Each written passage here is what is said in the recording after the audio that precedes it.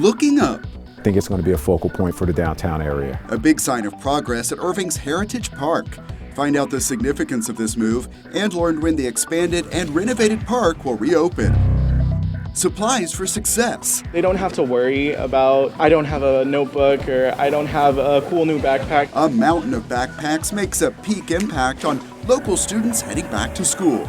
We take a look inside the huge volunteer effort. A space to create. Yeah, you can look around and you can definitely see this is not your grandfather's library. New make-it-yourself spaces open at 2 Irving libraries. We are at the opening events to show you all of the features. Plus, honoring people making a difference in the community and looking back at our history in advance of a milestone. Now on City Source.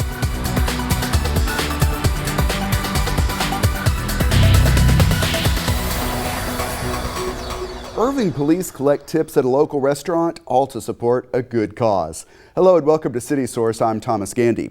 Where that money is going coming up. But first, a new school year is underway, and this one, as you know, is again bringing challenges as we all deal with the COVID crisis.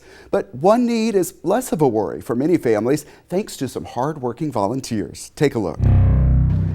Good morning, everybody. Good morning. Thousands of students in the Irving Independent School District, one girl, 2 boys, are starting the school year with new backpacks. You can go all the way up. Through the Irving Schools Foundation's Supplies for Success. Hey guys, y'all ready for school? All right. It is bigger than ever before. I believe due to COVID, we've just really have seen the need grow. Normally we expect about 4,000 people to come, and this year we're expecting over 6,000. 2 boys, 1 girl. This one is 3 girls, 2 boys. To accommodate the bigger crowd and allow for some distancing, the event moved to Joy and Ralph Ellis Stadium. In 3rd grade, oh my goodness, that's when you start learning fractions, right? Characters, cheerleaders, and volunteers staged on 2 sides of the stadium to get as many people through as possible. The kids are excited when they're coming through to get their school supplies. All kids love getting new supplies, so it's fun to see the smiles on their faces as they're getting ready for school. Among the volunteers working to build enthusiasm for the start of the school year are teams from local businesses. And being that we work here, we're based out of Irving, we just want to make sure we're giving back and doing our part. So it's just awesome. I'm an assistant principal at Schultz. Wow, that's amazing. I cannot wait to see them. Every year I'm just so overwhelmed by the volunteers that come out, and this year more than ever we're sweating outside and they have a smile on their face and they're happy to do it. Tengan buen día. Have a good school year. Bye. Thank you. What station are you guys at? Also here, Irving firefighters who have worked on this campaign for 17 years. They help collect supplies in the months leading up to this. Our goal is that we want to make sure that every kid in the Irving Independent School District has the academic supplies to be successful, and this is one of the best ways we know how to help them out. Volunteers also turned out in force in the week before the event. You're working against the clock here. Yes. To fill the backpacks at nearby Bowie Middle School. People just kind of come in with little direction. They come in and they just pick up and go to it. You know, you make new friends. Everyone just pitches in. Once they fill the backpacks, they have to put them someplace. Yeah, wow. We've all just referred to it as a mountain. It has become quite the sight. It's Mount Backpack. When you came in this morning and saw this, The mountain. It's actually inspirational because one of those things where you actually see the fruits of a labor and people coming together and doing things for the community. And it just never clicked how many students actually make use of the supplies. Elder MACIAS now interns with the school's foundation, and he has a connection to this project. When I was in my school years, I came here every year to get my school supplies. Kind of paying it forward. Yeah. Kroger donated thousands of boxes of packaged supplies that are going into these backpacks. Anything collected that is left after this event will go toward another Irving Schools Foundation initiative. So we have our C2C store, which stands for Community to Classroom Store. Throughout the year, our teachers come and get anything they need for their classroom for free. Y'all ready for school? Yes, I'm ready for school. Back at the big distribution event, families find some of the other services available. You're able to offer immunizations and COVID vaccines. So really important to get our families out here to come and get vaccines and just make sure they have everything they need for the school year. Thank you. I I remember when I used to buy school supplies for my 3 grandsons, and it was a huge expense, and so I'm just so grateful that we're able to provide it. This is very good. Yeah, this is expensive in store. It is a lesson to learn before the school year begins about the impact of generosity and volunteers to make a difference through supplies for success. I got a lot of things for school, like I'm ready. Gracias, que tenga buen día. Bye. The Irving Schools Foundation is also resuming its Food for Thought program as the school year begins. Here is a timely reminder: with classes back in session, drivers are reminded to be especially cautious in school zones, and a reminder that state law prohibits the use of cell phones in active school zones. Along with the education a school year brings, here's a new resource to help young people discover new interests and spark creativity. It's called the MIY Zone. That stands for Make It Yourself. There are zones now in place at 2 Irving libraries. Robert SHIEKH covered the opening events. Where traditional learning meets technology. Irving Public Library's innovative new Make It Yourself, or MIY zones, are the latest iteration in the evolution of the modern library. Your imagination's the limit on what you can feel to do with that. The technology is, evolving, so not just with the kids, like even the adults has to adapt to the new changing technologies and whatever the upcoming trends. Laser etching, 3D printing, video and audio production. The opportunities of what you can create here are endless. We know for folks these days, learning is more than just sitting and reading or sitting and watching.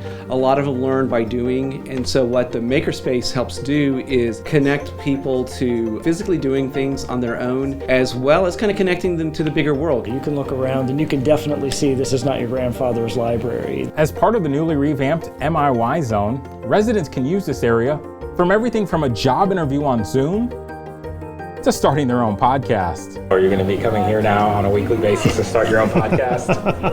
No, I'm not that advanced yet to where I could do the podcast, but I think that's going to be something that you'll see a lot of people take advantage of. The opportunity to come to your local library and have these tools. I'm not very good at technology. I could bring in my 15-year-old or my 17-year-old and they'd be doing YouTube videos and podcasts, they'd be on TikTok, they'd be on everything. But in the meantime, these are going to be great spaces for people to come in and practice, hone their skills. And you never know. This space may produce that next very famous individual or that next very successful individual. And we'll have all started right here in the Irving Library System. If you're not quite ready for the production suite at the South Irving Library, maybe the laser etcher at the Valley Ranch location is more your speed. You can just barely see the smoke. Just poof. After loading your artwork or logo into the associated computer, simply watch as the machine works its magic. So like a chef taking them out of the oven, right? And like a chef taking it out of the oven, so you can see that is definitely through the top layer of wood easily. You can go back and stain these, you can put a clear coat on them, hang them on a tree, use them as a gift tag. From holiday ornaments to YouTube videos, Irving's public libraries have the space for you to make it yourself. Robert SHIEKH for City Source. Dallas County leaders continue to voice concerns about the latest surge of COVID-19 cases and the impact on area hospitals.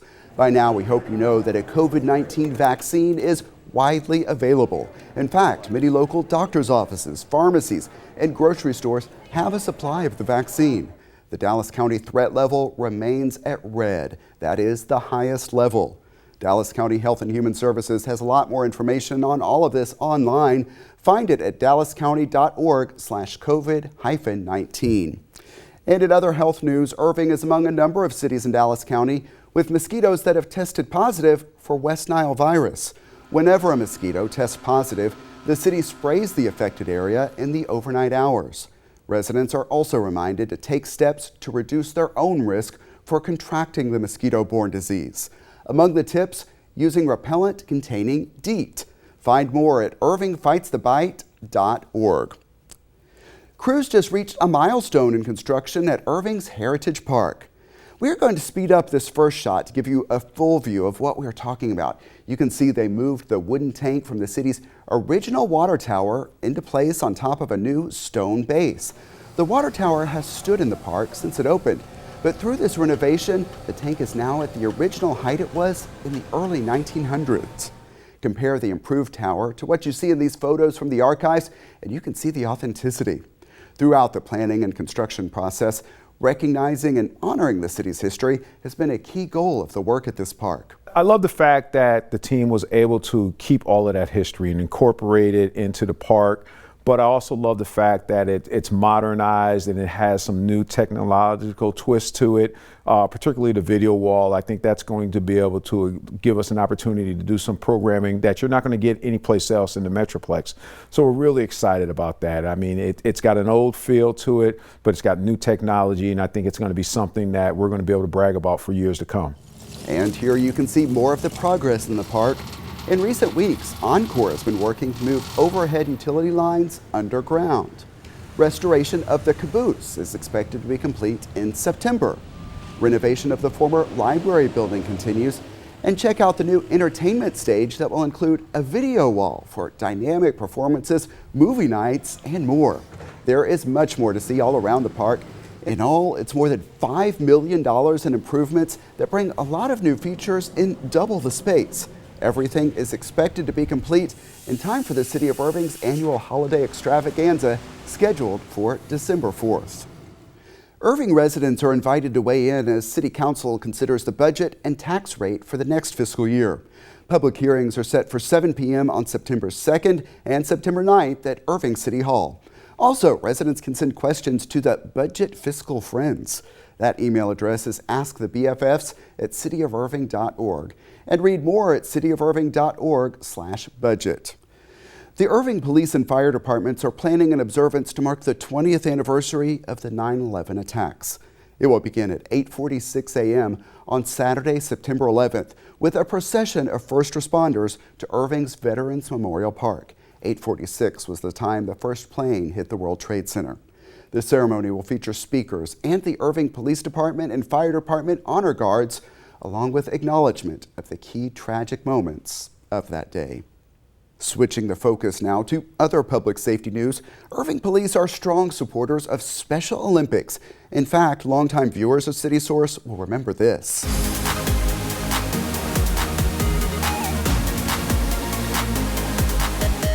For several years, officers visited Irving schools that participated in penny drives, and it often led to big dance parties. Unfortunately, COVID forced the suspension of this super fun fundraiser. Police hope it can resume in the months ahead. One of their other traditional fundraisers is continuing, and that's called Tip a Cop.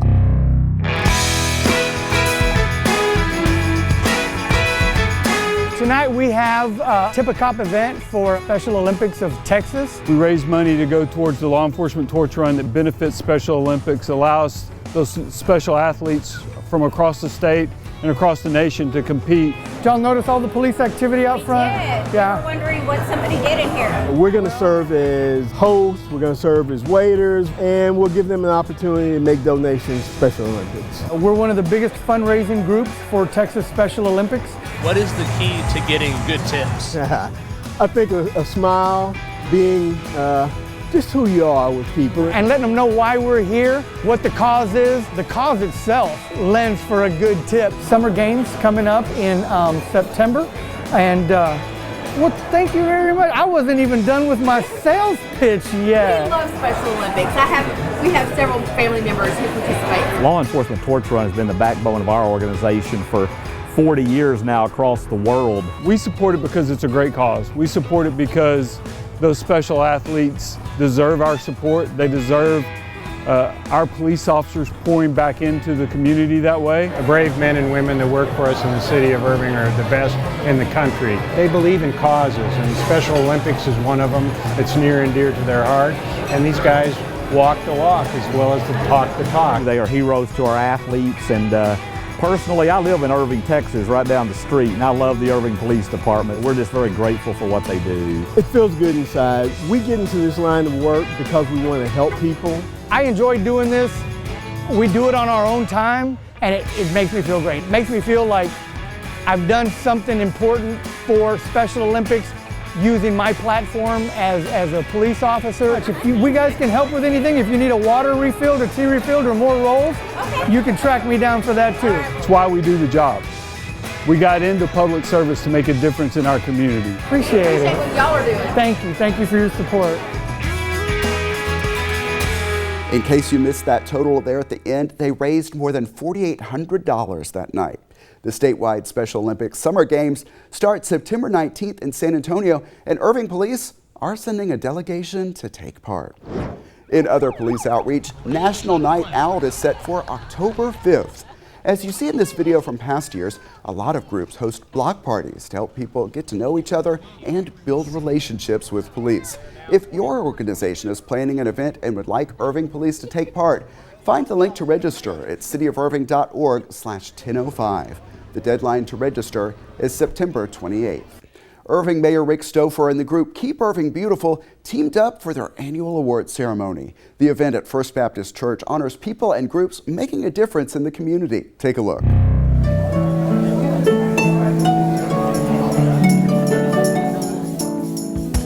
Everyone here tonight has made a positive impact, and that's what tonight's all about. We're here just to kind of thank everyone for the jobs that they do to help us promote Irving and really just making Irving as beautiful as it can be. This is really a great event, and I think if you ask people, one of the things they really want from a city is a nice, clean, good-looking city. I feel honored to be amongst community leaders like this. It takes a community coming together to see the wonderful beautification of Irving, so I'm very happy to be here and see these people recognized.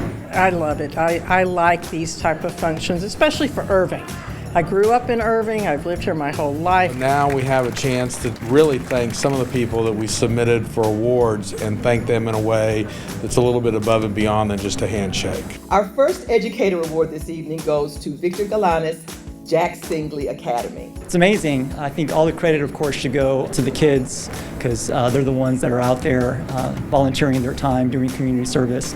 I just do a small part of just organizing them and steering them in the right direction. Accepting the Civil Servant Award is Assistant Police Chief Brian Redburn. Among his many responsibilities, he co-chairs the very first department-led Behavior Health Leadership Team. You know, it's always great to be acknowledged for work that's done. Accepting the KIB Hometown Award is Pat Davenport. I'm amazed. I grew up here from the time I was 3 years old, and it's nice to see an organization caring about this town. Phil cares deeply about this city and works diligently to see that all residents of Irving are well represented. Getting recognized for just supporting KIB as a councilman, and I think it's a great thing that we have here in town.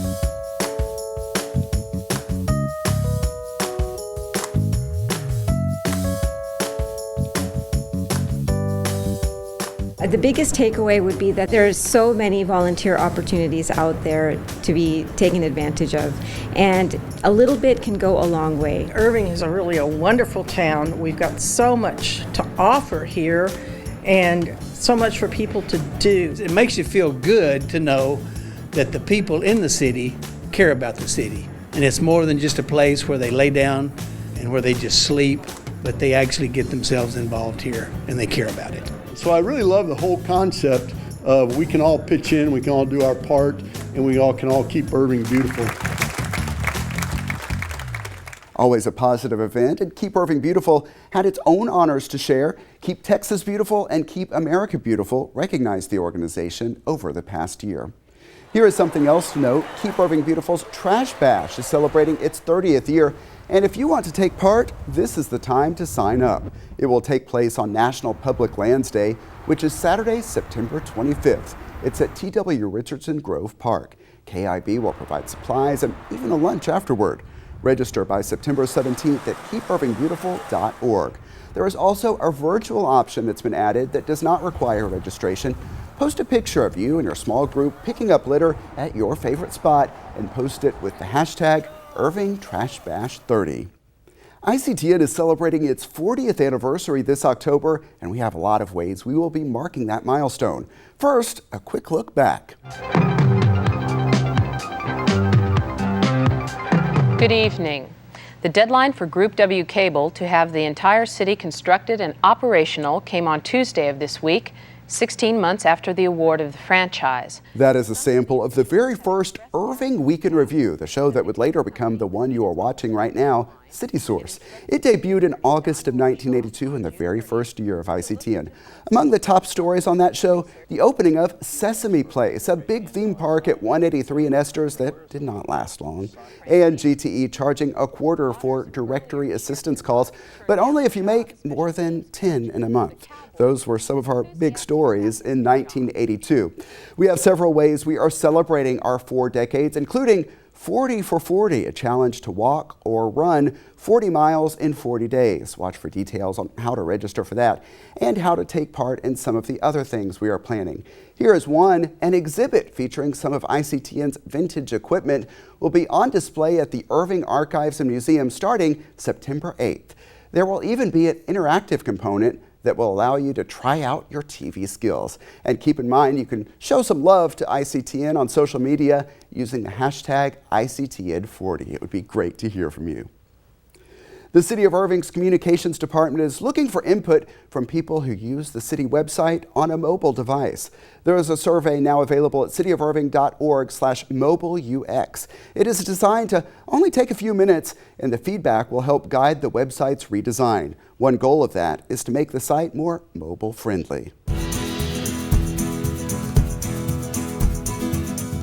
Clear the Shelters is coming up soon at the Animal Care Campus. We'll get details on that in a moment. But first, let's meet our Pets of the Week, available now at the Animal Care Campus. Michael Whiteside is with the DFW Humane Society. Hey, Michael, how are you? I'm good. How are you doing, Thomas? Doing great, thank you. And you have a bonded pair to talk about first today. We do. It's a pair of incredible girls named Baby and Sarah. And these two, probably if you looked at them separately, you would think they are the most unlikely pair. Baby is a small little terrier mix. Sarah is a larger retriever mix. Kind of reminds me of like a Mutt and Jeff kind of situation with the two of them. But they are so sweet and they really rely on each other. They were together about 3 years and they were surrendered because their owner had some health issues. So when they're not together, Sarah kind of likes to pace, kind of looking for Baby. And then Baby gets really nervous when she's by herself. But when you put them together, they just feed off of each other, and they are just incredible dogs. They're super friendly. They just want to be loved and give some love back. And they're going to make a great pair for anybody that is able to take in two at the same time. Yeah, maybe a tough choice for a family to take 2 dogs, but I can understand you definitely want to see them go home together. So let's talk next about Calvin.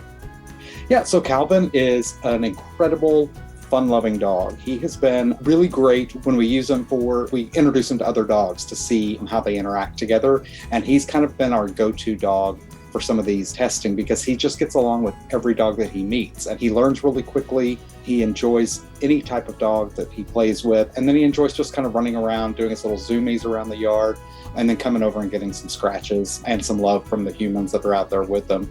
He's about 1.5 years old.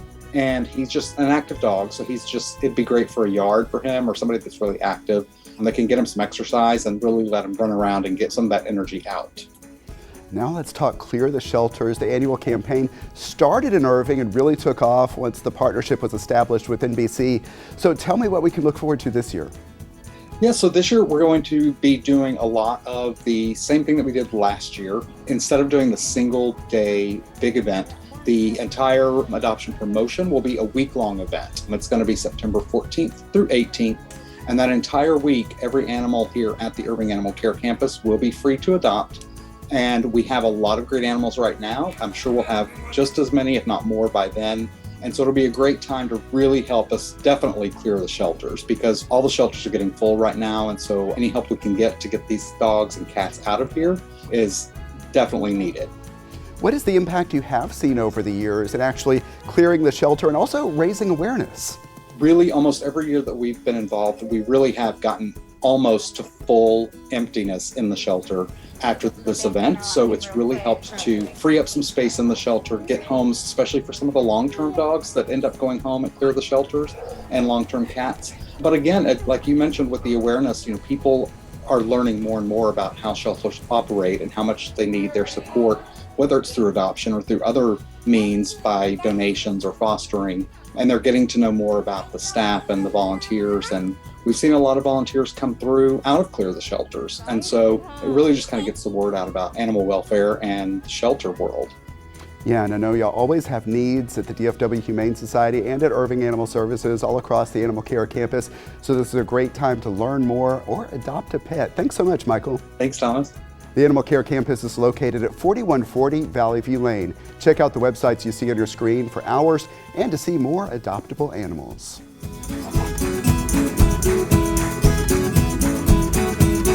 Groups are paying tribute to the sacrifices made 20 years ago on 9/11/2001. See how they are marking that somber day next time on City Source. Also, Illuminate Irving draws attention to the issue of domestic violence.